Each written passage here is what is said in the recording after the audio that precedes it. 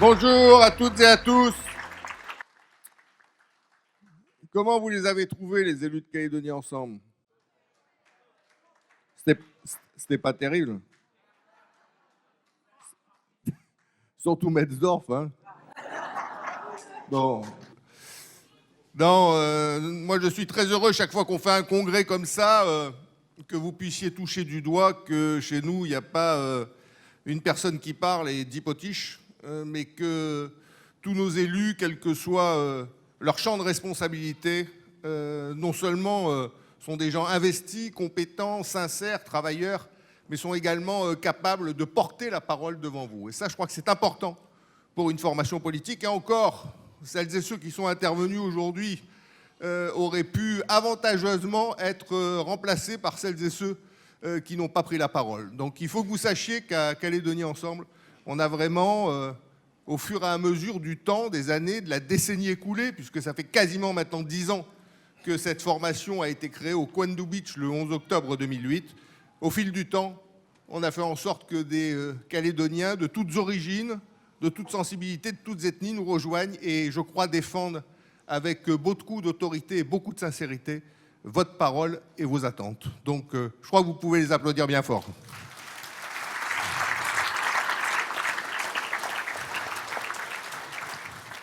En ce qui me concerne, je souhaiterais vous parler de ce qui nous attend à tous. On ne pourra pas contourner, comme le Mont d'Or par exemple.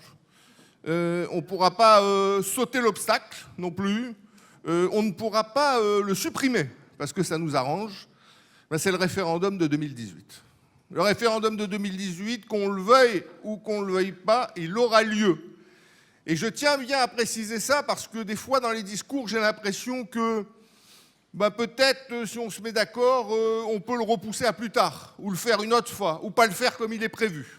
Vous avez entendu ça déjà à plusieurs reprises. Bon, il faut bien que vous sachiez, que vous le disiez autour de vous, que même si je comprends que certains puissent aspirer à ce que cette échéance, nous ne l'affrontions pas, hélas, cette échéance, nous allons devoir l'affronter. Et nous allons devoir l'affronter pour une seule et unique raison, c'est qu'en 1998, nous avons voté à hauteur de 72% pour l'accord de Nouméa. Et c'est bien sûr dans cet accord que cette échéance-là est prévue. Parce que l'accord de Nouméa a été constitutionnalisé. Et donc c'est désormais la Constitution de la République française, de la Ve République, qui prévoit qu'en 2018, au plus tard en novembre, un référendum sera organisé par l'État. Et il posera la question, ce référendum: êtes-vous pour ou contre l'indépendance de la Nouvelle-Calédonie?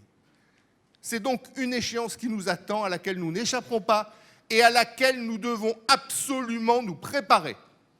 Nous devons nous préparer pour que cette échéance ne soit pas pour nous tous source de désordre dans notre pays, d'inquiétude, d'attentisme économique, qu'elle ne soit pas l'objet de tensions sociales, de tensions ethniques entre nous, qu'elle ne contribue pas à détruire le vivre ensemble que patiemment nous tissons depuis 30 ans. Il faut absolument que ce référendum, nous l'assumions et qu'ensemble, après ce référendum, nous continuions à construire le destin commun auquel nous sommes appelés et que les deux jeunes tout à l'heure ont magistralement illustré. Alors, pour nous, à Calédonie Ensemble, nous considérons que ce référendum sera une réussite si 3 conditions sont réunies. La première, ce référendum doit être sincère. La deuxième, ce référendum doit être apaisé. La troisième, ce référendum doit être éclairé. La première, ce référendum doit être sincère. La sincérité de ce scrutin est indispensable. Personne ne doit pouvoir, au lendemain du résultat, contester ce résultat. Personne ne doit pouvoir dire que les urnes ont, d'une manière ou d'une autre, donné un vote qui n'aurait pas dû être. Personne ne doit pouvoir dire que la victoire lui aurait été volée. Personne ne doit pouvoir remettre en cause le résultat du suffrage universel. S'il y a le moindre doute, s'il y a la moindre faille, s'il y a la moindre incertitude, à partir de ce moment-là, nous prendrons les plus grands risques. Or, je vois, et vous aussi avec moi, qu'un certain nombre aujourd'hui commence à dire que ce référendum ne va pas être sincère. Et notamment, il y a une manifestation, il n'y a pas très longtemps, organisée par des partis politiques indépendantistes, le Rassemblement des indépendantistes et nationalistes, qui a demandé à ce que les Kanaks qui ne sont pas inscrits aujourd'hui sur la liste générale, celle sur laquelle vous êtes inscrits, qui vous permet de voter au municipal ou au présidentiel, que les Kanaks qui ne sont pas inscrits sur la liste électorale générale soient inscrits d'office sur cette liste. Parce que s'ils ne sont pas inscrits d'office sur cette liste, ils ne pourront pas être inscrits sur la liste référendaire et donc ne pourront pas voter lors du référendum. Cette demande, on peut la contester. Ce que nous, à Calédonie Ensemble, on fait. On peut ne pas être d'accord avec elle. Mais en même temps, il faut bien voir que c'est un petit caillou blanc qui vient d'être posé là. Il vient d'être posé par celles et ceux que le référendum n'arrange pas. Et qui sont en train de nous dire, attention, des milliers de Kanaks ne vont pas participer à ce référendum et donc son résultat ne s'imposera pas à nous. C'est ça qu'ils sont en train de nous dire. Son résultat ne s'imposera pas à nous. Donc il faut qu'on traite ce sujet ni par le mépris, ni par l'invective. L'un et l'autre n'ont pas leur place. Il faut qu'on traite ce sujet intelligemment pour pas à la sortie être cornérisé, s'être cornérisé nous-mêmes dans cette affaire-là. C'est pour ça que Calédonie Ensemble a dit, si effectivement, et cela semble être le cas, des milliers de natifs du pays d'origine kanak ne sont pas inscrits sur la liste électorale générale, nous faisons la proposition suivante. C'est que tous les natifs du pays, indépendamment de leur ethnie, soient inscrits d'office sur la liste référendaire s'ils ne sont pas d'ores et déjà inscrits sur la liste générale.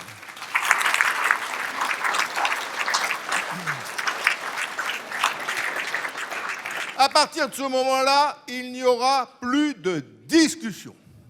Après, il appartiendra à chacun et à chacune, le jour du vote, de se déplacer, d'aller choisir un bulletin et de voter. Mais personne ne pourra plus contester le résultat de ce référendum. Ce référendum sera totalement sincère et ça, c'est essentiel. Au dernier comité des signataires, nous avons bien sûr, avec les amis de Calédonie Ensemble, défendu ce point de vue-là.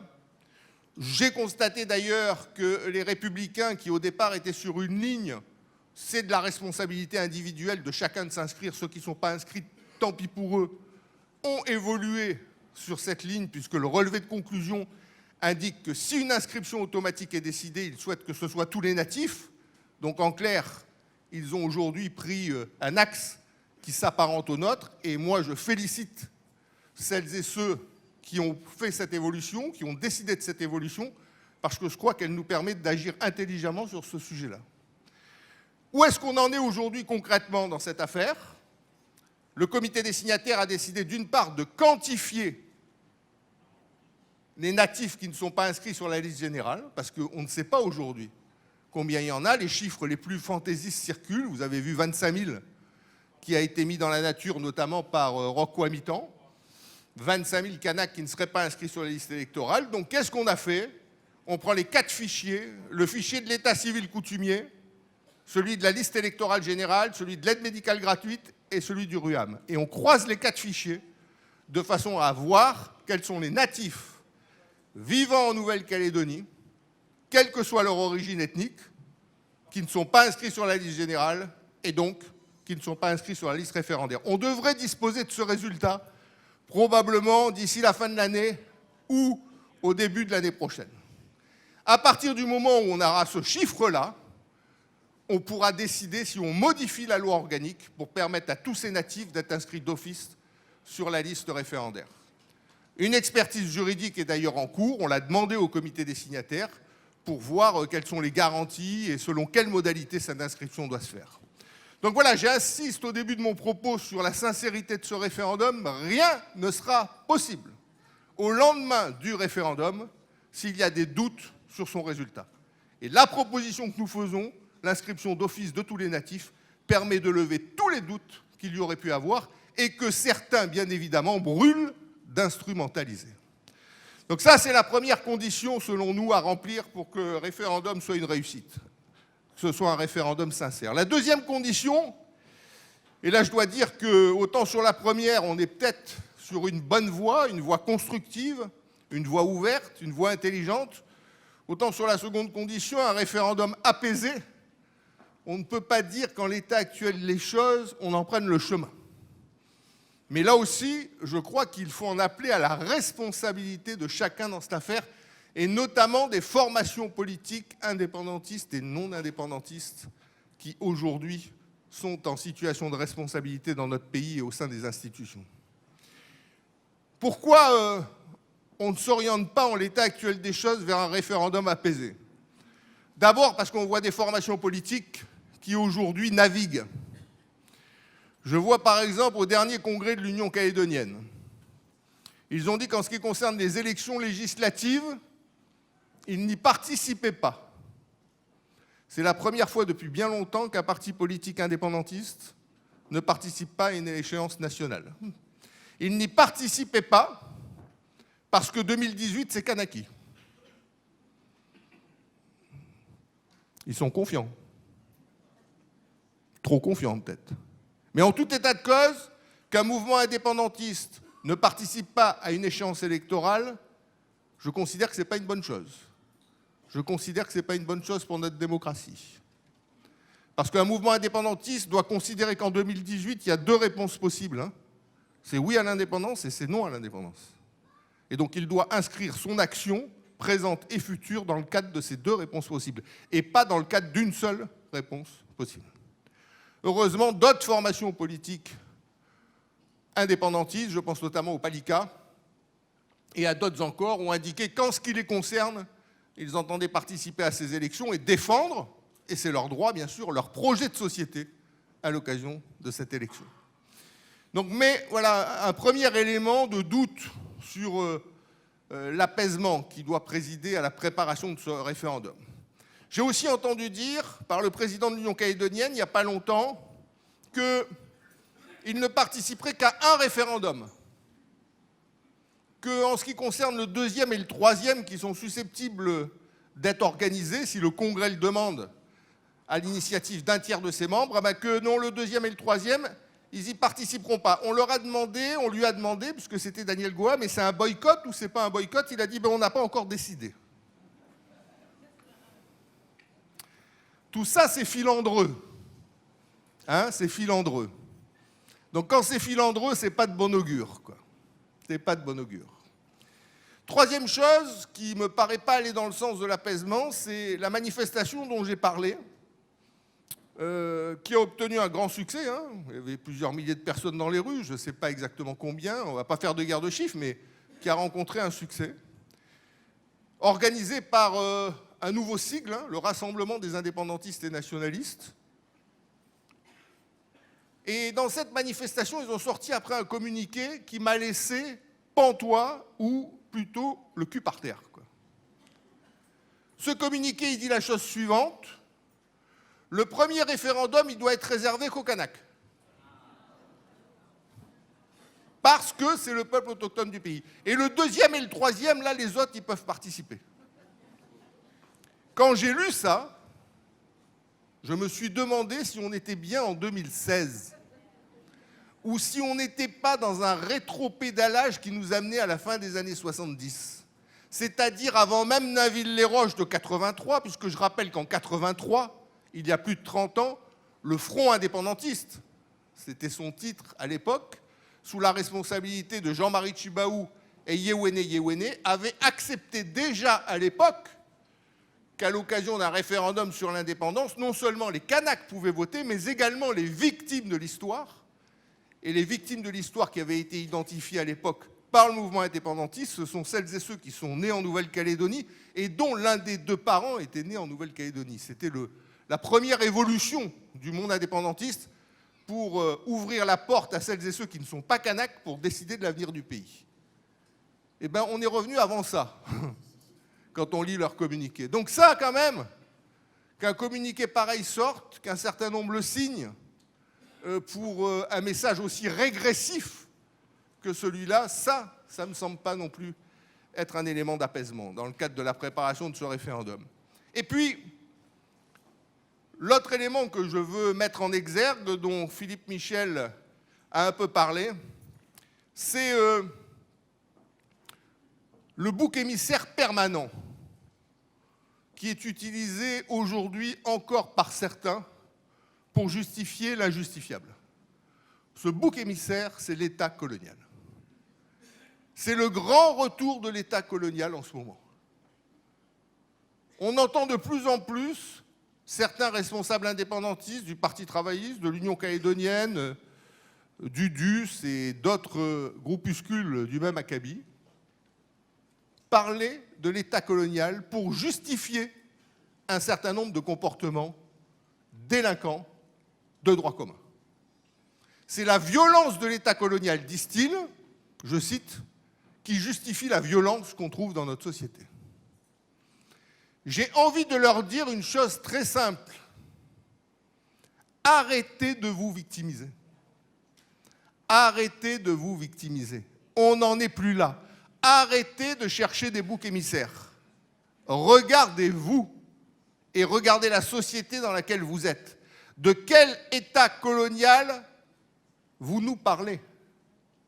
Où est-ce qu'il est cet État colonial fantasmé que vous évoquez aujourd'hui à tout bout de champ? Je rappelle que le préambule de l'accord de Nouméa, signé il y a plus de 20 ans, dit que la Nouvelle-Calédonie est dans une phase de décolonisation et d'émancipation au sein de la République, qu'elle est dans le domaine de la souveraineté partagée entre l'État et la Nouvelle-Calédonie, et qu'au terme de l'accord de Nouméa, on sera arrivé au terme de la décolonisation. Je rappelle que nos institutions, comme l'a dit Philippe Michel, sont aujourd'hui pour les 3/4 ou les 4/5 d'entre elles dirigées par des indépendantistes. Qu'est-ce que ça a à voir avec l'État colonial, puisque nous nous dirigeons nous-mêmes, puisque nous sommes compétents dans toutes les matières, droit civil, droit commercial, droit de la concurrence, droit de la santé, droit du travail, droit fiscal, budget divers, etc. Puisque nous avons aujourd'hui la capacité d'adopter des lois comme le Parlement le fait au niveau de l'Assemblée nationale. Nous sommes donc maîtres de nos institutions et nous nous gouvernons dans tous les domaines, exception faite des pouvoirs régaliens. Où est l'État colonial? Où est l'État colonial quand nous avons pris en compte, conformément à l'accord de Nouméa, de manière pleine et entière dans notre pays et dans nos institutions, l'identité kanak, qui était la revendication d'origine et qui a été totalement intégrée dans l'accord de Nouméa et dans toutes les politiques publiques. L'identité kanak incarnée au plan institutionnel par un Sénat coutumier et par des conseils d'air. L'identité kanak incarnée dans notre système éducatif par des cours de culture et de langue kanak, par l'enseignement des langues kanak, par la possibilité de les préparer et de les présenter au baccalauréat, par une académie des langues kanak qui a été créée dans le cadre de l'accord de Nouméa, par des signes identitaires du pays qui doivent incarner, je cite l'accord, l'identité kanak et le futur partagé entre tous, par les 200 000 hectares de terre qui ont été redistribués aux clans kanak du pays dans le cadre de la reconstitution du lien à la terre. De quel État colonial nous parle-t-il? Il n'y a plus d'État colonial. Il y a des Calédoniens qui se dirigent. C'est ça ce qui s'est passé ces 30 dernières années. Et il faut qu'à un moment, les indépendantistes qui utilisent ce concept anachronique, ce concept dépassé, pour justifier leurs propres insuffisances, arrêtent cette manière de faire et de dire et assument de manière pleine et entière leurs responsabilités.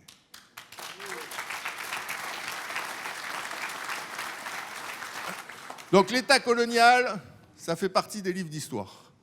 Aujourd'hui, ce sont des Calédoniens qui se gouvernent et indépendantistes comme non-indépendantistes doivent assumer totalement leurs responsabilités dans le cadre de ce qu'ils ont voulu au travers de l'accord de Nouméa.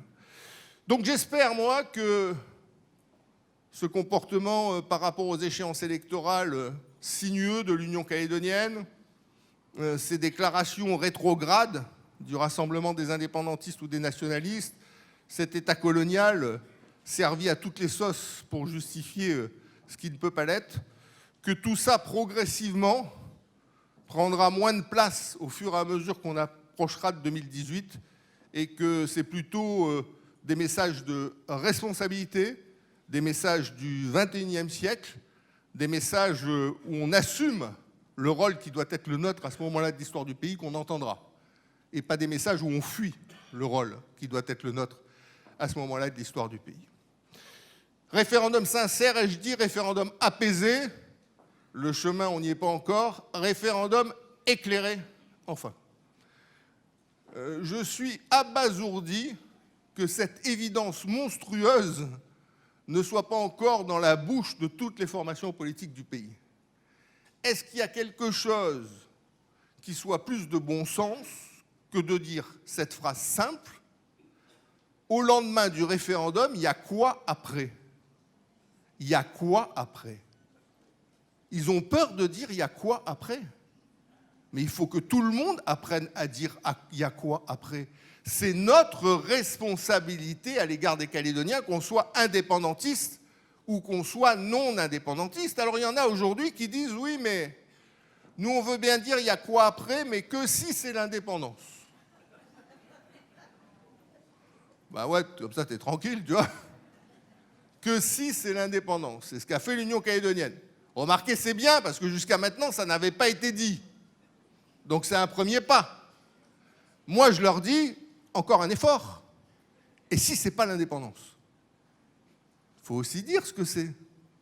On ne peut pas se limiter à une seule solution, puisque le référendum, c'est deux. Et de la même manière, pour les non-indépendantistes, on doit dire, nous aussi, il y a quoi après? Mais on ne doit pas le dire chacun dans notre coin. Parce que si moi je dis quelque chose, les Républicains disent autre chose, des Troisièmes disent autre chose, ça vaut quoi ce qu'on dit? Ben, ça vaut rien pour le lendemain du référendum. Hein. Ça vaut quelque chose à partir du moment où on est d'accord ensemble pour éclairer le jour d'après et pour dire ensemble en quoi le jour d'après est-il constitué. Donc je crois que ce chemin-là, on a commencé à l'accomplir difficilement, certains en traînant de la savate ou de la claquette, mais on n'y est pas encore arrivé. On a pourtant, depuis 2010, vous savez, le comité des signataires, avec le rapport Melin, Soukramanien et Courcial, pour dire quels étaient les matériaux juridiques et politiques du référendum, et notamment, ils avaient illustré les possibilités de sortie en classant ces possibilités en maintien du statu quo, autonomie élargie, indépendance associée ou souveraineté pleine et entière. Ça, c'est un premier rapport qui avait été rendu. On a eu un deuxième rapport qui a été rendu par les experts, Chris Nart, Lombrière, des gens de droite et de gauche, qui a été examiné aussi par le comité des signataires, qui dissèque chaque question, citoyenneté, nationalité, compétences régaliennes, statut international de la Nouvelle-Calédonie. Et puis enfin, un dernier rapport qui vient d'être rendu à l'occasion du dernier comité des signataires, qui identifie ce qu'on a appelé les convergences et les divergences entre indépendantistes et non-indépendantistes. En clair, qu'est-ce qui nous rassemble dans le cadre de la sortie de l'accord et qu'est-ce qui nous sépare? Et nous, à Calédonie Ensemble, on dit la chose suivante. Si on veut vraiment être responsable dans le cadre de la sortie de l'accord, on doit être capable de se réunir sur 90% du pays du lendemain du référendum. Et on doit être capable d'assumer ce qui nous sépare. Parce que bien sûr, dès lors que certains veulent un pays souverain de manière pleine et entière et d'autres, un pays qui, émancipé, reste au sein de la République, il y a des choses qui nous séparent. Oui, on n'est pas d'accord avec les indépendantistes qui, eux, veulent un siège à l'ONU pour parler en tant qu'État, au nom de la Nouvelle-Calédonie. Et nous, on souhaite que ce soit la France qui ne continue pas à parler en notre nom pour une simple raison. C'est que, bien sûr, son message est audible, parce que c'est l'un des plus grands pays du monde, parce qu'elle est au Conseil de sécurité de l'ONU, et parce que la voix de la France, c'est une voix dans le monde d'aujourd'hui. Bien sûr, on n'est pas d'accord avec les indépendantistes sur une compétence régalienne comme la défense. Eux, ils veulent une défense et une armée à eux. Et ils disent, le cas échéant, on va aller voir les Chinois ou les Australiens. C'est Roch Habitant qui dit ça. Bon. Moi, j'ai moyennement confiance. Et vous? Pas trop confiance non plus. Bon. Et je pense qu'il y a beaucoup d'indépendantistes qui disent rien derrière, mais qui n'ont pas trop confiance non plus. Donc moi, je préfère que ce soit la France, qui est, je le rappelle, l'une des plus grandes armées et des plus grandes défenses du monde, qui continue à exercer cette défense pour notre compte. Je rappelle que les autres pays indépendants de la région, qui exercent cette compétence régalienne? Pas eux.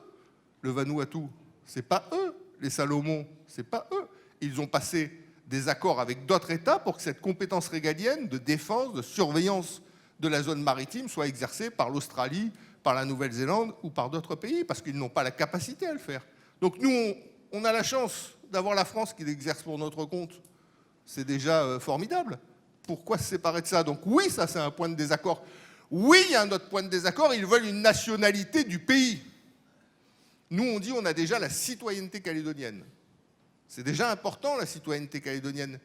Elle est à côté de la nationalité française, mais elle nous apporte déjà beaucoup, elle nous reconnaît dans notre singularité, dans notre histoire, dans notre diversité, cette citoyenneté calédonienne. On peut l'approfondir, cette citoyenneté calédonienne. On peut, par exemple, lui conférer un certain nombre de devoirs aussi. Être citoyen calédonien, ce sera peut-être demain avoir le devoir de faire son service civique et pas simplement des droits. Mais une nationalité à nous, une nationalité du pays, au lieu et place de la nationalité française, non. La nationalité française, on va partout avec elle, avec le passeport français dans le monde. Ce serait dommage de se priver d'un avantage pareil. Donc oui, on a des points de divergence.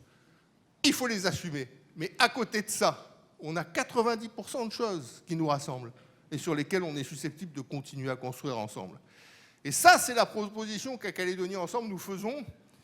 C'est qu'au point où on en est rendu aujourd'hui, dans nos convergences et nos divergences, on a décidé au dernier comité des signataires de poursuivre le travail, même s'il y a l'élection présidentielle, sur 3 sujets, des séminaires sur la monnaie et la défense, qui sont des compétences régaliennes compliquées, pour approfondir notre connaissance de ces sujets-là. On a décidé de travailler aussi sur la charte des valeurs. Vous savez qu'un projet a été déposé et il est bien, il est joliment rédigé. Je crois qu'on peut travailler ensemble sur un texte qui nous rassemble. Et puis enfin, 3e sujet, le nickel. On ne peut pas sortir de l'accord de Nouméa si on ne se met pas d'accord sur un certain nombre de sujets relatifs au nickel. La participation publique aux usines, à quel niveau? Les exportations, quelle politique? Le fonds pour les générations futures, comment? Financer de quelle manière? Il faut que ces sujets-là ils soient traités dans le cadre de la sortie de l'accord. Ce sont certes des sujets économiques, mais on sait qu'en Nouvelle-Calédonie, nickel et politique, ça s'est toujours conjugué. Et donc, on ne peut pas faire l'impasse sur le traitement de ces sujets. Donc, on a décidé de ça au comité des signataires, de poursuivre les travaux qui ont été engagés sur ces 3 sujets. Donc, c'est une bonne chose. Mais moi, je demande qu'on aille plus loin. Je demande à ce que, après la présidentielle et les législatives, parce que là, bien évidemment, l'espace électoral va polluer le comportement des uns et des autres. Mais moi, je demande à ce qu'on puisse, au second semestre 2007, se mettre d'accord, indépendantistes et non indépendantistes, sur 2 textes. Le premier texte, mais un texte précis, un texte consigne, un texte qu'on intègre les uns et les autres comme faisant partie de notre corpus politique. Un texte sur les valeurs. C'est le sens de ce congrès aujourd'hui. Dans le cadre du référendum de 2018, qu'on soit capable, indépendantistes et non indépendantistes, de signer un texte sur les valeurs, comme l'a dit Nicolas Metzdorf, les valeurs de la République, les valeurs chrétiennes, les valeurs kanak et océaniennes, toutes ces valeurs qu'on mélange et qui font aujourd'hui qu'on est ensemble rassemblés sur des valeurs calédoniennes, je crois que ce sera un signe positif donné à tous les Calédoniens, que quel que soit le résultat du référendum, qu'on soit indépendantiste ou qu'on ne soit pas indépendantiste, on se rassemble sur une charte des valeurs calédoniennes. Et que cette charte des valeurs calédoniennes, on la signe ensemble.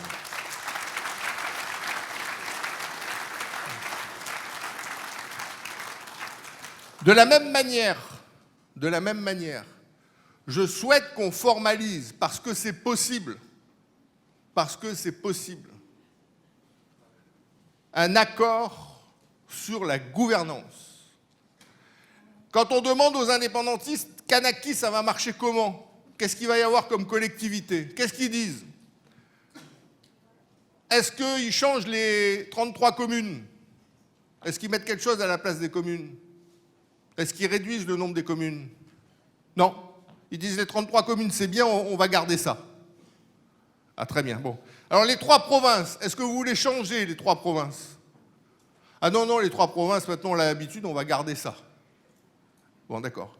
Alors, si c'est Kanaki, le congrès de la Nouvelle-Calédonie, vous allez le changer, le congrès, ça va être... Ah ben non, non, non, on va garder aussi le congrès. Non, non, ça c'est bien, on va garder ça. Bon, ok, bon. Ben alors peut-être le gouvernement, là. Peut-être il y aurait un président de Kanaki élu au suffrage universel ou quelque chose comme ça. Ah non, non, non, le gouvernement, c'est bien, on va garder ça. Ben, moi j'ai l'impression que Kanaki, c'est un peu comme maintenant, là. Hein? Bon. Alors bon, bien sûr, il y a des petits ajustements. Il y en a qui disent il faut faire évoluer la collégialité. Il y en a qui disent il faut changer un peu le mode de scrutin. Parce qu'aujourd'hui, on est un scrutin proportionnel. Il faut peut-être un petit bout de majoritaire pour stabiliser nos institutions. Bon, je ne dis pas qu'il n'y a pas des petits ajustements à faire à la marge. Mais je dis que 80% de notre architecture institutionnelle, 80% de notre architecture institutionnelle, indépendantiste et non indépendantiste, on est d'accord pour la maintenir. Pourquoi on ne l'écrit pas? Pourquoi on ne l'écrit pas? Pourquoi on ne signe pas ça? Pourquoi on ne dit pas aux Calédoniens, ben là, voilà une convergence sur l'architecture institutionnelle au lendemain du référendum, ça va s'organiser comme ça. Quel que soit le résultat de ce référendum. Je crois que ce serait une manière, sur les valeurs comme sur la gouvernance, de faire prospérer auprès des Calédoniens, auprès de l'ensemble de notre peuple, l'idée que oui, on n'est pas d'accord sur un certain nombre de choses, mais oui aussi, on se rassemble sur beaucoup d'autres choses. Et comme on se rassemble sur beaucoup d'autres choses, il faut aussi le dire aux Calédoniens, parce que je crois que ça sera de nature à rendre davantage confiance aux Calédoniennes et aux Calédoniens dans le lendemain du référendum de 2018, parce qu'aujourd'hui, un certain nombre ont perdu cette confiance. En tout cas, c'est la proposition que nous faisons, nous, c'est qu'au second semestre 2017, après les élections qui nous attendent, on puisse ensemble, sur les valeurs et sur la gouvernance, indépendantistes et non indépendantistes, offrir un texte aux Calédoniens qui les garantisse que le lendemain du référendum, on sera sur ces 2 sujets rassemblés, indépendamment du résultat du référendum. Voilà la proposition.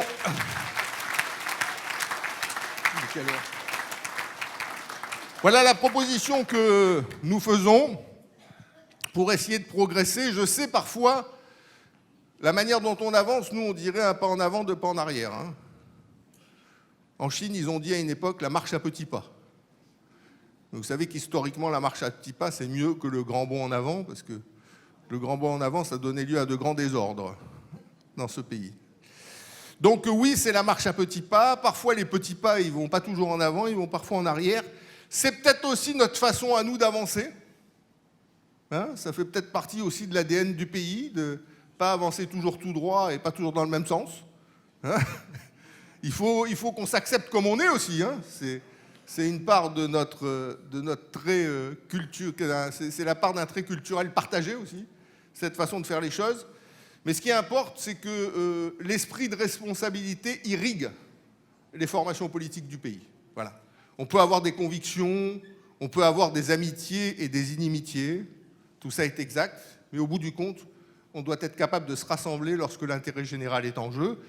Et je crois que dans notre histoire, dans l'histoire de la Nouvelle-Calédonie, dans notre histoire contemporaine, dans notre histoire récente, jamais l'intérêt général du pays n'aura été autant en jeu qu'à l'occasion de ce référendum de 2018, c'est-à-dire à l'occasion d'une échéance où nous devrons être capables collectivement de dépasser ce que nous sommes pour continuer à construire un pays ensemble. Merci beaucoup.